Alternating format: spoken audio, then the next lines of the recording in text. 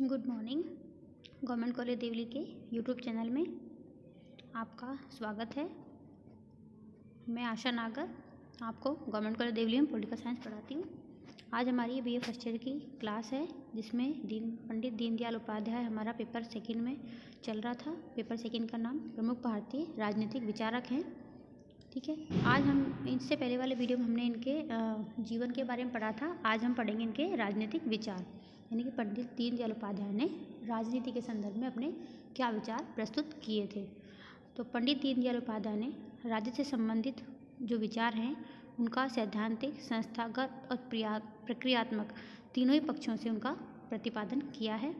पंडित दीनदयाल उपाध्याय ने के जो राजनीतिक विचार हैं उनमें से कुछ विचारों को हम चर्चा करते हैं। तो पहला विचार है उनका राज्य का प्रयोजन और स्वरूप, यानी राज्य का उद्देश्य क्या है, राज्य अस्तित्व में है तो उसका क्या उद्देश्य है और उसका स्वरूप कैसा है। ठीक है, उपाध्याय जी ने राज्य की तुलना में राष्ट्र को प्रधानता दी है। देखो, हम राज्य किसको बोलते हैं, राजस्थान को, राष्ट्र किसको बोलते हैं, इंडिया को। तो इसी थीम के ऊपर उन्होंने किसी पर्टिकुलर प्रांत को, एरिया के बजाय पूरे देश को प्रधानता दी है। और उन्होंने कहा है कि जो राष्ट्र है वो तो साध्य है और राज्य उनकी जो है उसके उद्देश्यों की पूर्ति का साधन है। उन्होंने कहा है कि राष्ट्र कुछ मूलभूत आदर्शों और मूल्यों पर आधारित होता है, यानी राष्ट्र के तो अपने आदर्श होते हैं और मूल्य होते हैं। राज्य उन मूल्यों और आदर्शों की क्रियान्विति का संस्थागत साधन होता है। ठीक है, तो क्वेश्चन आ जाता है कि दीनदयाल उपाध्याय जी के अनुसार राष्ट्र और राज्य में क्या अंतर है, तो उनका ये आंसर आ जाएगा। ठीक है, कहाँ से कहाँ तक वाला, ये यहाँ से यहाँ तक वाला पहला क्वेश्चन का आंसर ये हो जाएगा। ठीक है, अगला है, इस प्रकार दीनदयाल उपाध्याय के मत में राज्य के उद्देश्य और उसके औचित्य को स्पष्ट करने के लिए कोई ऐसे आधार नहीं ढूंढे जा सकते हैं कि राज्य का क्या उद्देश्य है, क्या प्रयोजन है उसका, और राज्य के क्या औचित्य है। इसका कोई पर्टिकुलर आधार नहीं है जो सभी स्थानों पर और सभी परिस्थितियों में समान रूप से लागू किए जा सकते हैं। ऐसा कोई आधार नहीं है। उनके अनुसार राज्य के उद्देश्यों की व्याख्या, राज्य का क्या उद्देश्य है, वो राज्य के आदर्शों के संदर्भ में ही, राष्ट्र के आदर्शों के संदर्भ में ही की जा सकती है।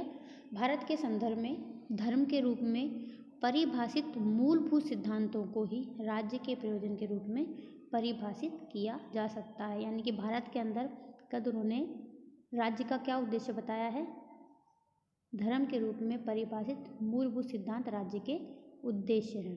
ठीक है, यानी कि ये लोग जो संघ वाले होते हैं ये हिंदू धर्म को प्रमुखता देते हैं और हिंदू धर्म के रूप में जो सिद्धांत परिभाषित होते हैं वही राज्य का उनको उद्देश्य इन्होंने बताया है। ठीक है, दीनदयाल ने राज्य को राष्ट्र की सामुदायिक शक्ति का एकमात्र केंद्र नहीं माना। इसका मतलब ये है कि राज्य की जो सामुदायिक शक्ति है उसका एकमात्र केंद्र राज्य ही नहीं है, इसके अलावा अन्य जो संस्थाएं हैं वो भी उनके केंद्र होती हैं। केंद्र मतलब वो भी उसमें शामिल होती हैं। उनका मत है कि समुदाय की शक्ति केवल राज्य में ही केंद्रित नहीं होती, यानी कि एक समुदाय की शक्ति केवल राज्य में ही नहीं होती, उसके अतिरिक्त अन्य संस्थाओं में भी उसकी शक्ति होती है। विभिन्न संस्थाओं में उन्होंने कहा है कि विभिन्न संस्थाओं में राज्य एक महत्वपूर्ण संस्था है, यानी राज्य के एक राष्ट्र में बहुत सारी संस्थाएं होती हैं जिनमें राज्य भी होता है। ठीक है, और विभिन्न जो संस्थाएं हैं उनमें एक राज्य है वो एक महत्वपूर्ण संस्था, यानी संस्थाएं तो बहुत सारी होती हैं एक देश में, लेकिन राज्य उसमें महत्वपूर्ण संस्था होती है, लेकिन वो सर्वोपरि नहीं होता, लेकिन वो सर्वोच्च नहीं होता है। आज विश्व में जो भी समस्याएं पैदा हो रही हैं उनका प्रमुख कारण क्या है कि लोग प्राय राज्य को ही समाज का एकमात्र प्रतिनिधि मानते हैं, दूसरी संस्थाओं को वो गौण मानते हैं, उनकी भूमिका को नकारते हैं। अतः राज्य इतना प्रभावी हो गया इस कारण से कि संपूर्ण शक्ति उसमें ही केंद्रित हो गई है तथा उसका एकाधिकार बढ़ता जा रहा है। ठीक है, यानी राज्य क्यों महत्वपूर्ण होता जा रहा है वर्तमान में, यानी क्यों हो गया है, विश्व में जो समस्या है इस क्यों हैं उतनी सारी समस्याओं का कारण क्या है, वो इन्होंने यहाँ पर बताया है कि राज्य को बहुत अधिक महत्व देने के कारण और अन्य संस्थाओं को महत्व नहीं देने के कारण ही उसका राज्य का एकाधिकार बढ़ता जा रहा है। दीनदयाल ने भारतीय परंपरा की इस बात की प्रशंसा की है कि भारतीय परंपरा में जो भारत में जीवन का केंद्र राज्य को नहीं माना गया, बाकी देशों में तो है, ऊपर बताया गया ना कि विश्व में ज़्यादा समस्याएं क्यों हो रही हैं, क्योंकि राज्य को महत्वपूर्ण स्थान दिए गए। लेकिन भारत में अच्छी बात क्या है कि यहाँ पर जीवन का केंद्र राज्य को नहीं माना गया है उन्होंने कहा है कि इसी कारण अनेक बार राज्य के हार जाने के बाद भी हमारा राष्ट्र खत्म नहीं हुआ। यानी कि कोई राज्य हार गया पर्टिकुलर, जैसे कि किसी विदेशी ने यहाँ पर आक्रमण किया, हमें हिस्ट्री पढ़ते हैं उसमें विदेशी ने आक्रमण किया, आक्रमण करके पर्टिकुलर एरिया को जीत लिया। एक साथ तो पूरे भारत को जीत नहीं पाएगा, पर्टिकुलर एरिया को जीत लिया और उस एरिया पर उसका अधिकार हो गया, लेकिन उसे पूरा भारत का जो अस्तित्व खत्म नहीं होता है, वो राष्ट्र खत्म नहीं होता है। ठीक है, आगे कहते हैं कि इस तथा विदेशी दासता के युग में भी भारत एक राष्ट्र बना रहा। जब विदेशों के हम दास थे, फिर भी भारत एक राष्ट्र था, उसके पूरी तरह से वो पराधीन नहीं हुआ था और मतलब ख़त्म नहीं हुआ था, उसका अस्तित्व था। यानी एक राज्य को जीतने पर, एक किसी भाग्य को जीतने पर भी राष्ट्र खत्म नहीं हुआ। भारत की ये विशेषता रही है। दूसरे राजनीतिक विचार उनके व्यक्ति और समुदायों के हितों के बारे में। व्यक्ति और समुदाय, व्यक्ति के अपने हित होते हैं, समुदाय के अपने हित होते हैं। तो पंडित जी ने इन दोनों के हितों के बीच में किस तरह समन्वय स्थापित किया है। दीनदयाल जो हैं उपाध्याय जी, उनके मत में व्यक्ति और समुदाय दोनों के हितों में टकराव नहीं है और नहीं होना चाहिए, क्योंकि व्यक्ति का हित ही बड़ा होकर समुदाय का हित हो जाता है, समुदाय के हित में व्यक्ति के हित सारे पूरे हो जाते हैं, ऐसा वो मानते हैं। उन्होंने व्यक्ति की गरिमा का समर्थन किया तथा ये प्रतिपादित किया कि व्यक्ति के व्यक्तित्व, देखो ध्यान से सुनना, कई बार एग्जाम में पूछ लेते हैं इनके व्यक्ति और राज्य के समुदाय के हित के बारे में क्या कहा। उन्होंने प्रतिपादित क्या किया कि व्यक्ति के व्यक्तित्व और उसकी स्वतंत्रताओं पर राज्य द्वारा कोई नियंत्रण नहीं लगाने चाहिए, किंतु साथ ही उन्होंने ये भी स्पष्ट किया कि राष्ट्र के प्रति व्यक्ति का समर्पण स्वयं व्यक्ति के परम लक्ष्य की प्राप्ति में ही सहायक होता है। यानी कोई व्यक्ति अपने आप को राष्ट्र के प्रति समर्पित कर देता है तो उसका ही परम लक्ष्य प्राप्त होता है। व्यक्ति का परम लक्ष्य क्या होता है? मोक्ष की प्राप्ति। जितना भी हम हिंदू धर्म पढ़ेंगे उसमें जितने भी लोगों ने लिखे हुए हैं सब वो मोक्ष की प्राप्ति ही उसमें व्यक्ति का परम लक्ष्य माना गया है। ठीक है, तो राष्ट्र के प्रति हम अपने आप को समर्पित कर देंगे, राष्ट्र की सेवा करेंगे तो हमारा भी वो परम लक्ष्य प्राप्त होने में वो सहायता प्रदान करेगा। ऐसे इनके विचार थे और इसी दृष्टिकोण से उन्होंने समुदाय के उत्थान को व्यक्ति के स्वयं के उत्थान के लिए आवश्यक माना। उन्होंने कहा कि समाज का उत्थान होना चाहिए, समुदाय का उत्थान होना चाहिए, उससे व्यक्ति का अपना आप ही उत्थान उन्नति हो जाएगी। व्यक्ति की उन्नति से समाज के उत्थान में सहयोग मिलता है, लेकिन पूरे समाज का उत्थान हो जाता है तो व्यक्ति की उन्नति अपना आप ही हो जाती है। ठीक है, उन्होंने व्यक्ति यानी व्यक्ति में किसको शामिल किया है? मैं, अकेले को नहीं। व्यक्ति का मतलब होता है हम, यानी मेरा तो हित हो, हम सबका हित हो। तो हम शब्द है उसके संदर्भ में उन्होंने व्यक्ति संदर्भ में विचार करने की अपेक्षा की। व्यक्ति अपना आप को मैं नहीं समझकर हम समझे। उन्होंने कहा है कि हम ही वह मूलभूत तथ्य है जो मैं को सार्थक बताता है। देखो ये कोटेशन आती है एग्जाम में कि हम ही वह मूलभूत तथ्य है जो मैं को सार्थक बनाता है। ये किसने कहा है, किसके विचार हैं? तो किसके आते हैं?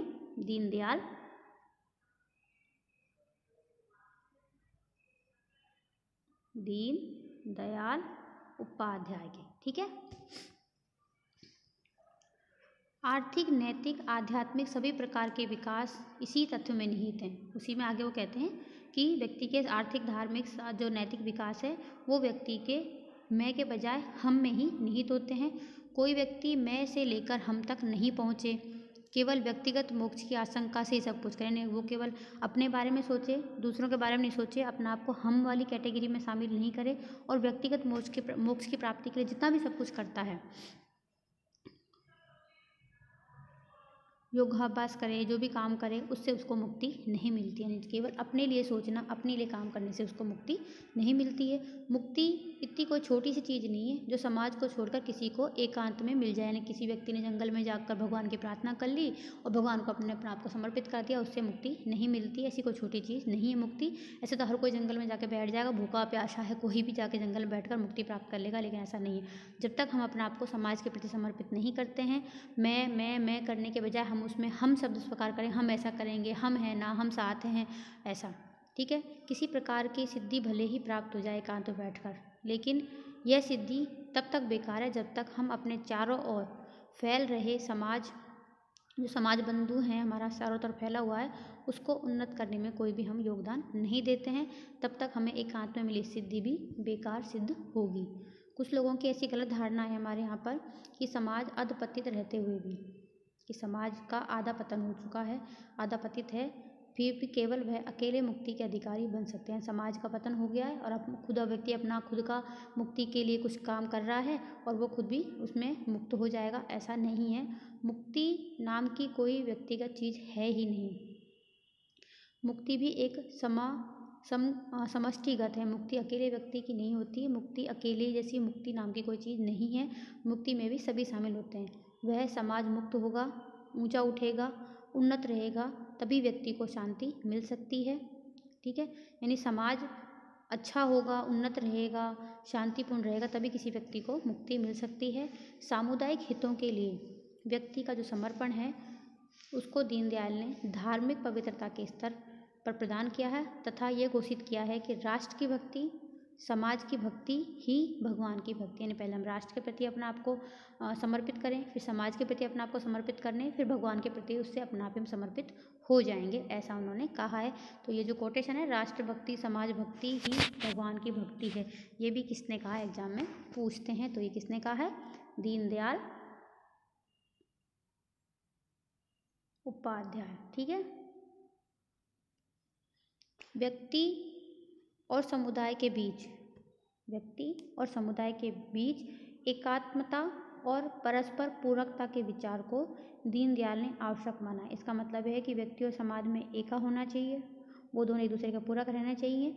ये विचार महत्वपूर्ण है। जब तक व्यक्ति अपना को समाज का पूरक नहीं मानेगा कि मैं हूँ तो समाज है, समाज है तो मैं हूँ, मैं जो काम करूँगा हम बनकर करूँगा, समाज के उसमें मदद होगी तो ही वो अपना जीवन को सर्वाइव कर सकता है। उन्होंने इस बात की ओर भी ध्यान दिलाया कि पश्चिमी चिंतन में जो वेस्टर्न थिंकर हैं उनमें व्यक्ति और समाज के मध्य आपस में टकराव को परस्पर टकराव पूर्ण माना गया है। व्यक्ति और समाज में वहाँ पर आपस टकराव होते हैं। क्यों? क्योंकि कुछ व्यक्ति हैं जो पाश्चात्य जो विचारधारा के हैं वो व्यक्ति को महत्व देते हैं, ठीक है, राज्य को महत्व नहीं देते हैं। कुछ व्यक्ति जो हैं वो राज्य को महत्व देते हैं, व्यक्ति के अधिकारों को और उनकी स्वतंत्रता को महत्व नहीं देते हैं। यानी कि उनमें वहाँ पर उन दोनों के बीच में हमेशा टकराव की ही स्थिति बनी रहती है। जबकि भारतीय चिंतन में इन दोनों के हितों को एक दूसरे के साथ संपन्न करने की कल्पना की गई है कि यहाँ पर यानी भारत में ऐसा है, भारत के जितने भी विचार रखे हैं उन्होंने यही कहा है कि व्यक्ति और समाज का हित एक दूसरे से विरोधी नहीं है, इनमें कोई टकराव नहीं है, दोनों का हित एक दूसरे के साथ में परस्पर पूरक होने पर ही संपन्न होगा। पंडित दीनदयाल जी ने कहा है कि भारत में व्यक्ति को भी मान्यता है और समाज को भी मान्यता है, दोनों में कोई विरोध नहीं है। यहाँ पर भारत में ये सिद्धांत माना गया है कि प्रत्येक व्यक्ति को पूर्ण सुख और पूर्ण विकास प्राप्त होना चाहिए। इस तरह की सुविधा समाज को देनी चाहिए कि व्यक्ति अपना पूर्ण विकास प्राप्त कर सके, उसको पूरा सुख मिल सके। यहाँ यह भी माना गया है कि समाज का अनुशासन प्रत्येक व्यक्ति पर लागू हो, प्रत्येक व्यक्ति एक और अपने सुख और विकास की ओर बढ़े, दूसरी ओर स्वेच्छा से स्वयं को समाज की ओर समाज केंद्रित एवं समाज को समर्पित कर दे। यानी उसके जो काम है अपना आप को समाज के प्रति समर्पित कर दे। समाज में कोई बुराइयां हो रही उनको दूर करे, समाज में कोई प्रॉब्लम है तो उनका सुलटारा करने में आगे बढ़कर आएँ, वो होता है समाज के प्रति अपना आप को समर्पित कर देना। अपने पूर्ण सुख और पूर्ण विकास को समाज पुरुष के चरणों पर अर्पित कर दे। यानी कि समाज को समाज पुरुष नाम के उन्होंने शब्दों से प्रयुक्त किया है। इस प्रकार यहाँ व्यक्तिगत स्वतंत्रता और सामाजिक अनुशासन में पूर्ण जो है आपस में तादात्म्य दिखाई दी गया है। यहाँ यद्यपि इसको हमारी जो इस तरह की जो यहाँ पर व्यवस्था है, इससे समाज जो पश्चिमी समाज है उसको हमेशा आश्चर्य होता है कि वहाँ कैसे समाज और व्यक्ति आपस में एक दूसरे पर आश्रित हैं, एक दूसरे पर निर्भर हैं, एक दूसरे समाज के यानी कि सिक्के के दोनों पहलुओं की तरह ही हैं। जबकि हमारे यहाँ पर राज्य और व्यक्ति दोनों को हमने अलग अलग परिस्थिति प्रदान की है। ठीक है, धर्म राज्य। अब देखो क्वेश्चन आता है, क्या आता है कि धर्म राज्य की अवधारणा किसने प्रतिपादित की है। हर एक थिंकर की एक प्रमुख जो विचार हैं, प्रमुख अवधारणा दी हुई हैं, वो पूछते हैं किसकी है। ठीक है, तो धर्म राज्य की अवधारणा किसने दी है? पंडित दीनदयाल उपाध्याय। इसका मतलब क्या है वो हम आगे बताएंगे। और संविधानवाद की मौलिक धारणा बताया गया है इसको, धर्म राज्य की अवधारणा का मतलब कि राज्य और धर्म एक दूसरे के विरोधी नहीं है। राज्य धर्म पर मतलब उसके धर्म की रक्षा करता है और धर्म है वो राज्य के कार्यों में अड़चन नहीं डालता है। राज्यनिक संस्थाएं होती हैं उनकी सार्थकता तभी होती है जब उसको धर्म के हिसाब से उनको मापदंड दिया जाता है, ऐसा वो मानते हैं। संविधानवाद को पश्चिम में एक ऐसे सिद्धांत के रूप में समझा जाता है। देखो संविधानवाद क्या है, अपने यहाँ किससे पहले पश्चिम में इसको ऐसे सिद्धांत के रूप में समझा जाता है जिसमें कुछ मूलभूत सिद्धांतों को संवैधानिक संस्थाओं और शासन के कार्यकरण के आधार माना जाए। यानी संविधानवाद क्या है, कुछ ऐसे सिद्धांत बने हुए हैं जिनके आधार पर संवैधानिक संस्थाएं काम करती हैं और शासन प्रशासन काम करता है, उसको संविधानवाद कहते हैं। पंडित दीनदयाल उपाध्याय क्या कहते हैं कि धर्म राज्य के विचार का प्रतिपादन है। धर्म है वो राज्य के विचार का प्रतिपादन कर भारत में धर्म को राजनीतिक संस्थाओं की सार्थकता का मापदंड बताया गया है। यानी कि राजनीतिक संस्थाएं वो सार्थक हैं नहीं है, उसका मापदंड किसको बताया गया है, धर्म को, उसको धर्म राज्य कहा गया हमारे यहाँ पर। उन्होंने प्राचीन जो भारतीय परंपरा का उदाहरण दिया और देते हुए कहा कि भारत में राज्य का आधार हमेशा धर्म को ही माना गया था। ठीक है, इस प्रकार जो राज्य का अस्तित्व ही धर्म के रूप में परिभाषित है। राज्य का अस्तित्व धर्म के रूप में, इसका मतलब क्या हुआ कि राज्य अगर धर्म के अनुकूल है तो उसका अस्तित्व है, अगर वो उसका प्रतिकूल है तो उसका अस्तित्व खत्म हो जाता है। ठीक है, सिद्धांतों को लागू करने के लिए धर्म को परिभाषित करना और धर्म के सिद्धांतों को लागू करना ही राज्य के अस्तित्व का प्रमुख आधार है, ऐसा उन्होंने कहा है। ठीक है, दीनदयाल ने स्पष्ट किया है कि धर्म राज्य की संकल्पना, अब देखो इसका अर्थ आ गया यहाँ पे। ठीक है, धर्म राज्य की संकल्पना का जो अर्थ है वो देखते हैं। धर्म राज्य की संकल्पना किसी ऐसे संप्रदायवादी राज्य की नहीं है जिसमें किसी विशेष पंथ के नियमों और मान्यताओं को, किसी पंथ, देखो धर्म का मतलब यहाँ पर हिंदू मुस्लिम सिख ईसाई जो हमारे ये हैं उससे मतलब नहीं लिया उन्होंने, ये तो पंथ होते हैं।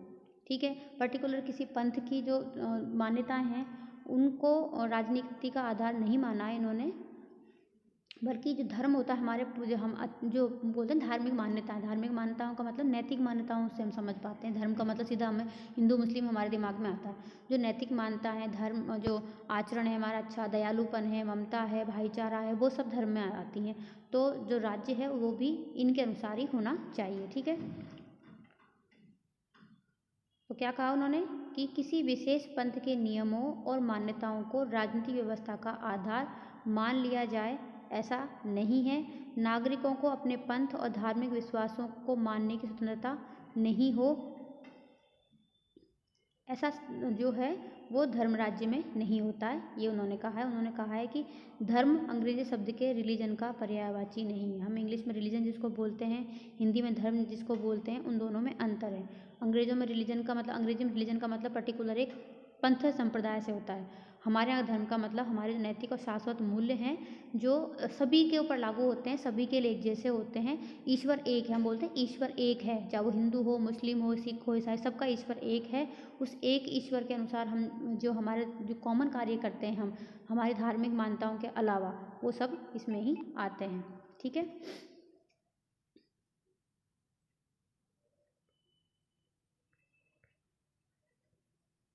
तो उन्होंने धर्म और रिलीजन को अलग बताया। उन्होंने कहा जो धर्म हम जिस धर्म का प्रयोग हम करते हैं उसका मतलब रिलीजन नहीं है। उन्होंने धर्म को शाश्वत नैतिक मूल्यों के रूप में परिभाषित किया। मैंने कहा ना, नैतिकता के जो मूल्य होते हैं, हम उस जैसे वो शब्द आएंगे तब हम उस चीज़ को समझ पाते हैं कि अगला वाला हमें धर्म का मतलब क्या समझाना चाहता है। शाश्वत नैतिक मूल्य हैं, उनको उन्होंने धर्म कहा है और स्पष्ट किया है कि धर्म को ही भारतीय राष्ट्र का आधारभूत तत्व माना जाना चाहिए। उन्होंने धर्म और राजनीति को एक नहीं किया, जैसे कि पश्चिम में धर्म और राजनीति पहले एक थी। राज्य का सारा काम चर्च और पादरी के अनुसार ही होता था, ईसाई धर्म के अनुसार ही होता था, वैसा नहीं, उस चीज़ का उन्होंने समर्थन नहीं किया। उन्होंने कहा धर्म अलग चीज़ है, रिलीजन अलग चीज़ है, यानी धर्म और पंथ अलग अलग चीज़ें होती हैं। और हमारा जो धर्म है उसमें धर्म के शाश्वत नैतिक मूल्य शामिल हैं और धर्म को ही भारतीय राष्ट्र का आधारभूत तत्व माना जा सकता है। इसी कारण उन्होंने घोषणा की कि भारत में संविधान को संप्रभु नहीं माना जाना चाहिए, अपितु धर्म ही प्रभुता संपन्न होता है, धर्म ही सबसे उच्च होता है। संविधान को भी इसी धर्म के अनुसार ही कार्य करना चाहिए। ठीक है, ऐसा ये कहते हैं। स्वराज्य की धारणा, पंडित दीनदयाल उपाध्याय ने भारत के लिए स्वराज्य के महत्व को प्रतिपादित किया है। उन्होंने स्वराज्य को देश का शासन स्वयं चलाने के अधिकार की संकीर्ण परिभाषा तक सीमित नहीं किया। हम स्वराज किसको बोलते हैं कि हमारा शासन हम चलाएं, इसको स्वराज कहते हैं। उन्होंने कहा इतना में ही स्वराज की जो परिभाषा है वो सीमित नहीं कर सकते। हम स्वराज के अंदर हम इसकी जो व्याख्या करते हैं वो विस्तृत रूप में करते हैं और उसके अंदर 3 पक्षों को उन्होंने शामिल किया है कि स्वराज्य में क्या क्या होना चाहिए।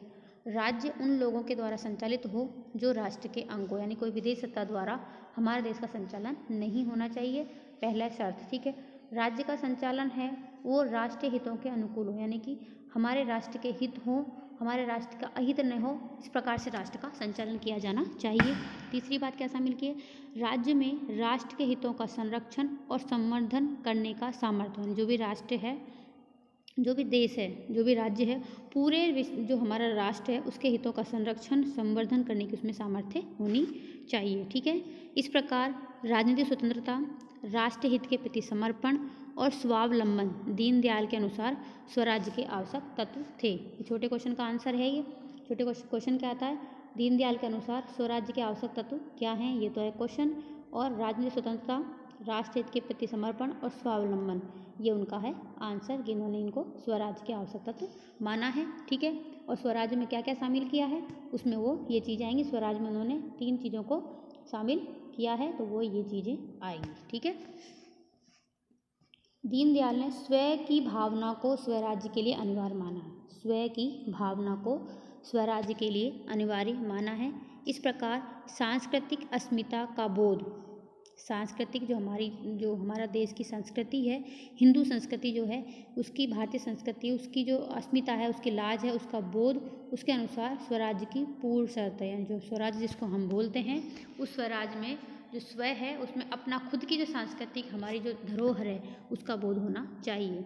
उन्होंने स्पष्ट रूप से घोषित किया है कि यदि विदेशी संस्कृति, विदेशी भाषा और विदेशी मूल्यों के बंधन से मुक्त नहीं हो पाते हैं हम, तो स्वराज्य का व्यवहार करने का कोई अर्थ नहीं है। ये तभी तो हम देखते हैं जितने भी जो RSS वाले होते हैं हमेशा हिंदू संस्कृति के पक्ष में होते हैं। हिंदू संस्कृति के विपरीत अगर कुछ भी हो रहा है जिसको हम बोलते हैं वेस्टर्न कल्चर, जब भी कहीं ये वैलेंटाइन डे पे लड़का लड़की एक साथ बैठे होते हैं किसी भी गार्डन में, तो ये लोग ही उनको मार मार कर भगाते हैं, क्योंकि ये कहते हैं, इसके पीछे कारण क्या है कि ये कहते हैं ये सब जो है पाश्चात्य संस्कृति है और ये हिंदू संस्कृति के विरुद्ध है और हिंदू संस्कृति में चीज़ों को स्थान नहीं होना चाहिए। बर्थडे मनाना और ये जो करते हैं, जो ये क्या है, ये पाश्चात्य संस्कृति की हमने सीख ली है। ठीक है, लेकिन बर्थडे मनाने से जो हमारा यहाँ का माहौल है, जो समाज की जो वो समाज का माहौल ख़राब नहीं होता है, लेकिन जो माहौल 14 फरवरी के आसपास देखा जाता है उससे समाज का माहौल ख़राब होता है, ऐसा ये मानते हैं RSS वाले। तो इसलिए वो उनको पीट पीट कर वहाँ से भगा देते हैं, क्योंकि इनका मूल्य उद्देश्य होता है खुद की संस्कृति, हमारी यहाँ संस्कृति है वो, उसका यहाँ पर सभी लोगों को बोध कराना। ठीक है, दीनदयाल जो है उनका मत है कि स्व संस्कृति यानी खुद की हमारी जो भारतीय संस्कृति वो और स्व भाषा, हमारी भारत की जो भाषा, इसके प्रति गौरव का भाव स्वराज के सटीक आधार होते हैं। देखो फिर क्वेश्चन बन गया। ठीक है, कि पंडित दीनदयाल उपाध्याय के अनुसार स्वराज के आधार क्या हैं, क्या है, स्व संस्कृति और स्व भाषा के प्रति गौरव की भावना, ये इसका आंसर है। तो हमें क्या करना है, जब भी हम कोई पैराग्राफ पढ़ते हैं, कोई लाइन पढ़ते हैं, उसमें से कैसे क्वेश्चन बन सकता है उसके हिसाब से पढ़ना है, क्योंकि जो हमारे शुरू के जो 10 क्वेश्चन आएंगे वो बहुत छोटे छोटे आते हैं, वो कहीं से भी आ सकते हैं बुक में से।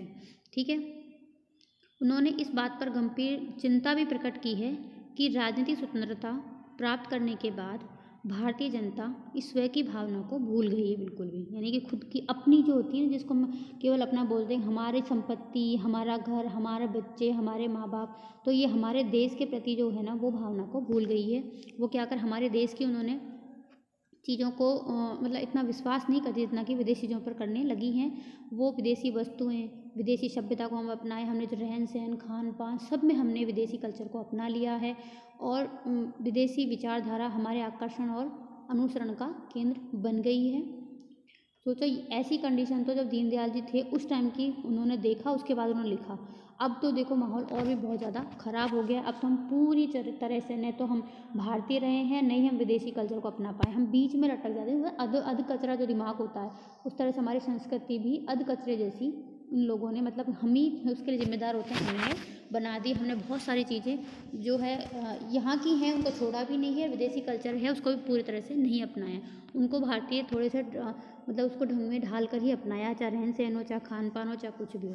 नहीं तो हम पूरी तरह भारतीय रहे हैं, नहीं पूरी तरह हम विदेशी बन गए रहे हैं। ठीक है, तो हम एक तरह से बीच में ही अटक गए हैं कि हम किसी भी तरह से न तो हम भारतीय की जो संस्कृति उससे मुक्त हो पाए, न विदेशी जो सभ्यता संस्कृति उसको अपना पाए पूरी तरह से। ठीक है, उन्होंने अभी क्योंकि जैसे कोरोना चला था तो वापस भारतीय संस्कृति, भारत की उपचार पद्धति, भारत का खान पान, यहाँ की रहन सहन, स्वच्छता, ये सब हमें वापस हमें अपनानी पड़ी थी, क्योंकि बीमारी से बचने के लिए हमें इन चीज़ों को अपनाना पड़ा था। और आप तुम जो देखो कि कोरोना से मरने वालों की जो संख्या है विदेशों में ज़्यादा है। अमेरिका जैसे इतना करोड़पति, मतलब जिसको बोलते हैं बहुत पैसे वाला जो देश है, बहुत जो विश्व की शक्ति माने जाने वाला है, वहाँ पर बहुत लोग मरे, लेकिन इंडिया में कम मरे, क्योंकि हमारे यहाँ की जो कल्चर है जिसको हमने पूरी तरह से नहीं भुलाया है यहाँ का, तो उसकी वजह से हम यहाँ पर बच गए हैं। और हमारी जो क्योंकि बाकी जो देश है वहाँ पर एक तरह का मौसम रहता है, एक तरह का खान पान रहता है, एक तरह का पहनावा रहता है, वहाँ पे केवल सर्दी का मौसम रहता है।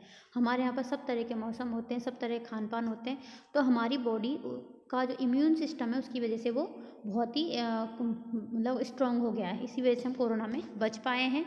जो मरे हैं वो शायद वो किसी न किसी बीमारी से पहले ग्रसित थे और वो कोरोना की मार को नहीं झेल पाए थे, इसकी वजह से वो मरे थे। ठीक है, कुछ लापरवाही की वजह से भी इससे पीड़ित हुए थे। ठीक है, उन्होंने कहा है कि उन्होंने आत्महीनता के भाव से भारतीय जनता को मुक्त किए जाना स्वराज्य को वास्तविक बनाने के लिए आवश्यक माना। उन्होंने कहा स्वराज तभी वास्तविक बन सकता है तब हम अपने आप को हीन समझना बंद करेंगे कि हम हीन हैं और जो अंग्रेज हैं, विदेशी हैं, वो हमसे उच्च स्तर के हैं, उनकी सभ्यता अच्छी है, इसलिए हम उसको अपनाएंगे, अपना नहीं। जैसे हम अभी कोई भी सामान खरीदने जाते हैं, ऑनलाइन हो चाहे ऑफलाइन हो, तो हम क्या करेंगे, देसी चीज़ों को नहीं खरीदेंगे, विदेशी को खरीदेंगे। हम पॉपकॉर्न के पैकेट खाएंगे तो वैसे वाले खाएं, जबकि पॉपकॉर्न है देसी, हमारा मक्का खा लो, ठीक है, नहीं चिप्स खाएंगे हम, है वो आलू हमारे यहाँ पैदा होता है, लेकिन हम विदेशों में बनी हुई चिप्स को खाते हैं यहाँ पर। ठीक है, पैक्ड फूड लाते हैं हम, सारी चीज़ें, पैक्ड पराठे भी खाने लग गए हम लोग, बताओ। जबकि ये तो उन लोगों के लिए जहाँ पर उनके पास टाइम नहीं है, चीज़ों की व्यवस्था नहीं खाने की, उनके लिए पैक्ड फूड होते हैं। हमारे पास जब चाहे हम तब गर्म चपाती बनाकर खा सकते हैं। तो जब तक हम अपने आप को हीन समझना बंद नहीं करेंगे तब तक हम हमारे स्वराज्य को पा नहीं पाएंगे। ठीक है, धर्म और पंथ निरपेक्षता, धर्म और पंथ निरपेक्षता के प्रति दीनदयाल जी का दृष्टिकोण। पंडित दीनदयाल विधि के शासन में गहरी आस्था रखते थे। इस कारण वे भारत के सभी नागरिकों में के विश्वास और अंतःकरण की स्वतंत्रता का आदर करते थे तथा राज्य द्वारा इस स्वतंत्रता को संरक्षण दिया जाना आवश्यक मानते थे। किंतु उन्होंने स्पष्ट किया कि धर्मनिरपेक्षता का पश्चिमी विचार भारत के संदर्भ में प्रासंगिक नहीं है। उन्होंने धर्म की भारतीय धारणा और अंग्रेजी शब्द रिलीजन के बीच जो भेदभाव है उसको, मतलब जो भेद है, अंतर है, उसका आवश्यकता, उस अंतर को जानने की आवश्यकता बताई तथा कहा कि धर्म का अर्थ रिलीजन यानी पंथ या मजहब नहीं है। उनके अनुसार धर्म ऐसे व्यापक और सार्वभौमिक सिद्धांतों का संग्रह है जिन पर समाज टिका हुआ है। तो उनके अनुसार धर्म क्या है? धर्म ऐसे व्यापक और सार्वभौमिक सिद्धांतों का एक संग्रह है जिन पर समाज टिका हुआ है। उन्होंने कहा है कि इस अर्थ में कोई भी ऐसा राज्य जो राष्ट्र के कुछ निश्चित आदर्शों की प्राप्ति के लिए अस्तित्व में हो उसको धर्मनिरपेक्ष नहीं कहा जा सकता है, क्योंकि वस्तुतः राष्ट्र के मूलभूत आदर्शों के रूप में परिभाषित धर्म तो उस राज्य के संविधान, उस राज्य के शासन की संरचनाएं, उस राज्य की राजनीति को अनुप्राणित करेगा। धर्म को राज्य की मूलभूत प्रेरणा मानते हुए उन्होंने सांप्रदायिक जो उद्देश्यों का पोषण नहीं किया है, यानी धर्म को राज्य की मूलभूत आवश्यकता मानी, लेकिन किसी संप्रदाय विशेष के उद्देश्यों का उन्होंने समर्थन नहीं किया। उन्होंने स्पष्ट रूप से घोषित किया है कि धर्म पर आधारित राज्य ही वस्तुतः सभी पंथों के अनुयायियों को समान संरक्षण प्रदान कर सकता है तथा उनमें सुरक्षा और समरसता का भाव उत्पन्न कर सकता है। उनका कथन है कि हमने किसी संप्रदाय या वर्ग की सेवा का नहीं, हमने किसी संप्रदाय या वर्ग की सेवा का समर्थन नहीं किया है, अपितु संपूर्ण व्रत की सेवा का व्रत लिया है। सभी देशवासी हमारे भाई हैं। हम जब तक इन सभी भाइयों बंधुओं को भारत माता के सपूत होने का सच्चा गौरव प्रदान नहीं होगा, तब तक हम चुप नहीं बैठेंगे। ठीक है। भारत के लिए एकात्मक शासन प्रणाली का उन्होंने समर्थन किया था। क्यों किया था उसका उन्होंने कारण भी बताया था। पंडित दीनदयाल उपाध्याय ने संघात्मक शासन व्यवस्था को भारत के लिए उपयुक्त नहीं माना। संघात्मक में क्या होता है कि पूरे देश के जो कार्य होते हैं उनको राज्य सरकारों में, केंद्र सरकारों में बांट दिया जाता है, उसको उन्होंने उपयुक्त नहीं माना है। उनके अनुसार संघात्मक शासन में भारत की राष्ट्रीयता और परंपरा के अनुकूल ये शासन व्यवस्था नहीं है। उन्होंने शक्ति के विकेंद्रीकरण की आवश्यकता को प्रतिपादित किया है तथा स्थानीय संस्थाओं को शक्तिशाली बनाकर लोकतांत्रिक विकेंद्रीकरण के आदर्श को यथार्थ में चरितार्थ करने पर बल दिया, किंतु इसके लिए उन्होंने केंद्र और राज्यों के बीच शासन की शक्तियों के औपचारिक विभाजन की आवश्यकता को महसूस नहीं किया या उसको अनावश्यक माना। ठीक है। प्रजातंत्र का समर्थन भी किया उन्होंने, किंतु प्रजातांत्रिक पद्धति के जो दोष हैं उनका निराकरण पर बल दिया। यानी कि भारत के लिए प्रजातंत्र शासन प्रणाली सही है, इसका समर्थन किया, लेकिन इसके अंदर कुछ दोष हैं, उन दोषों को दूर करा जाना चाहिए, उनका उन्होंने उस पर बल दिया।